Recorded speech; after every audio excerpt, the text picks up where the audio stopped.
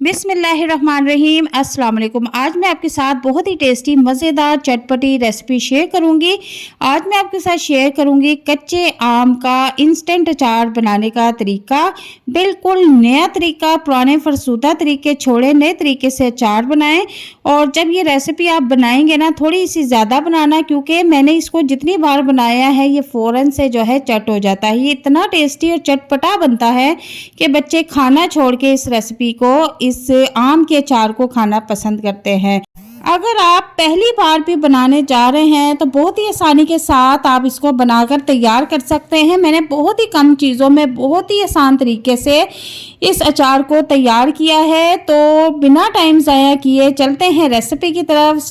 लेकिन छोटी सी गुजारिश है कि अगर मेरे चैनल पर नए हैं तो काइंडली मेरे चैनल को सब्सक्राइब कर दे, बेल आइकन को प्रेस कर दे, ताकि मेरी आने वाली मज़े मज़े की वीडियो आप तक पहले पहुंचे। ठीक है, तो जनाब यहाँ पर हम कच्चे आम ले लेंगे। इनकी क्वांटिटी मैं आपको बता देती हूँ, 500 ग्राम है। इनको मैंने अच्छी तरह से वॉश कर लिया था और वॉश करने के बाद इसको किसी कपड़े से या टिश्यू पेपर से साफ़ कर लें, ताकि पानी जो है इनके ऊपर बिल्कुल भी ना हो। ठीक है, इनको अच्छी तरह से हमने खुश्क कर लेना है और खुश्क करने के बाद हमने जो है ये रेसिपी स्टार्ट करनी है। तो यहाँ पर अब मैं आपको इसको कटिंग करने का तरीका बता देती हूँ कि आपने इसकी कटिंग कैसे करनी है। बिल्कुल छोटे छोटे टुकड़ों में आपने इसकी कटिंग कर लेनी है। आप इस अचार को बनाकर 10 से 12 दिन के लिए स्टोर करके रख सकते हैं, लेकिन 10 से 12 दिन तो बहुत दूर की बात है। ये आपका जो अचार है 2 से 3 दिन में ही बिल्कुल ख़त्म हो जाएगा, क्योंकि इतना चटपटा मज़ेदार टेस्टी अचार बिल्कुल भी नहीं बचता। अब यहाँ पर आप देखेंगे छोटे छोटे टुकड़ों में मैंने 500 ग्राम कच्चे आम जो थे वो कटिंग करके रख लिए हैं। इनको एक साइड पे रख दें। अब यहाँ पर एक पैन ले लें। अब कुछ मसाले जो है वो नोट करने। 1 चम्मच इसमें ज़ीरा ऐड कर देंगे, 1 चम्मच साबुत धनिया और 1 चम्मच सौंफ और आधी चम्मच मेथी दाना इसमें ऐड कर दूंगी। ठीक है, आप मेथी दाने की जगह सरसों के बीज भी ले सकते हैं और इनको अच्छी तरह से मिक्स कर लेंगे और आप चूल्हे के ऊपर इनको ड्राई रोस्ट कर लेंगे। ड्राई रोस्ट करने से क्या होता है कि जो अचार की लाइफ है वो थोड़ी सी बढ़ जाती है, जल्दी से वो ख़राब नहीं होता और टेस्ट जो है वो डबल हो जाता है।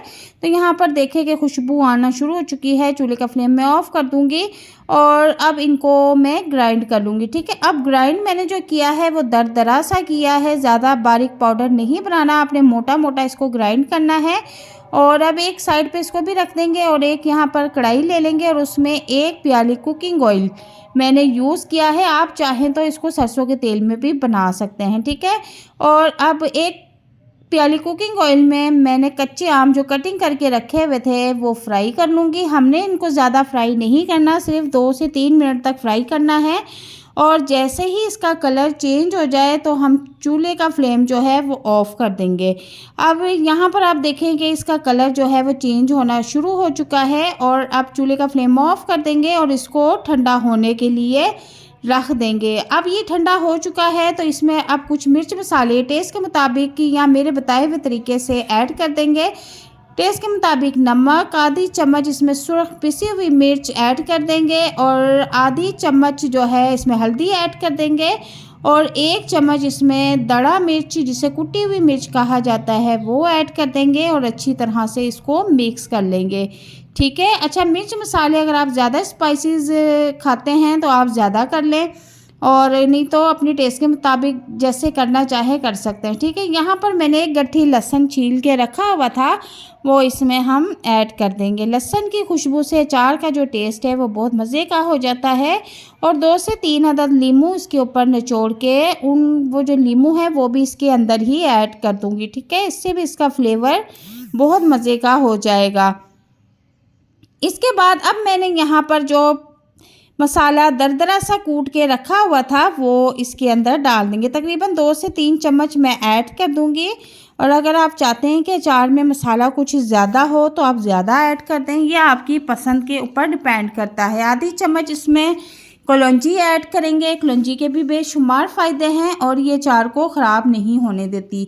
अब इन तमाम चीज़ों को अच्छी तरह से हम मिक्स कर लेंगे और मिक्स करने के बाद अब हमारा मज़ेदार कच्चे आम का जो अचार है वो बनकर तैयार है। आप इसको अभी जो है रोटी के साथ, पराठे के साथ, नान के साथ या चावलों के साथ, दाल चावल के साथ भी खा सकते हैं। ये इतना टेस्टी और मज़ेदार बना है कि जब आप इस रेसिपी को एक बार बनाएंगे ना तो बार बार बनाने पर मजबूर हो जाएंगे। ये एक बार जो आपने अचार तैयार किया है, आप इसको 10 से 12-15 दिन तक रख सकते हैं। ये बिल्कुल भी ख़राब नहीं होगा, लेकिन ये इतना मज़े का बनता है कि बचता ही नहीं है। कभी कभार ऐसा होता है कि घर में जो सब्ज़ी है बहुत फीकी लगती है, दाल खाने को दिल नहीं करता, तो आप इस अचार को उनके साथ जो है मिक्स करके खाएं। बहुत ही टेस्टी और बहुत ही फ्लेवरफुल रेसिपी है। आप एक बार जब इसको बना लेंगे तो मुझे कमेंट बॉक्स में आपने लाजमी बताना है कि आपको मेरी ये रेसिपी कैसी लगी। अब इतनी मज़े की रेसिपी आपके साथ शेयर की है तो काइंडली मेरे चैनल को सब्सक्राइब कर दें, बेल आइकन को प्रेस कर दें और वीडियो अगर पसंद आए ज़रा सी भी तो मेरी वीडियो को लाइक कर दें, शेयर कर दें। और मिलते हैं नेक्स्ट वीडियो में एक नई और मज़ेदार रेसिपी के साथ। तब तक के लिए इजाज़त चाहती हूँ। अपना बहुत सारा ख्याल रखना और मुझे कमेंट सेक्शन में आप बता सकते हैं कि नेक्स्ट रेसिपी आप कौन सी देखना चाहते हैं। इंशाल्लाह ताला मैं आपकी रिक्वेस्ट ज़रूर पूरी करूँगी। तो मिलते हैं नेक्स्ट वीडियो में एक नई और मज़ेदार रेसिपी के साथ। तब तक दुआओं में याद रखिएगा। अल्लाह हाफिज़।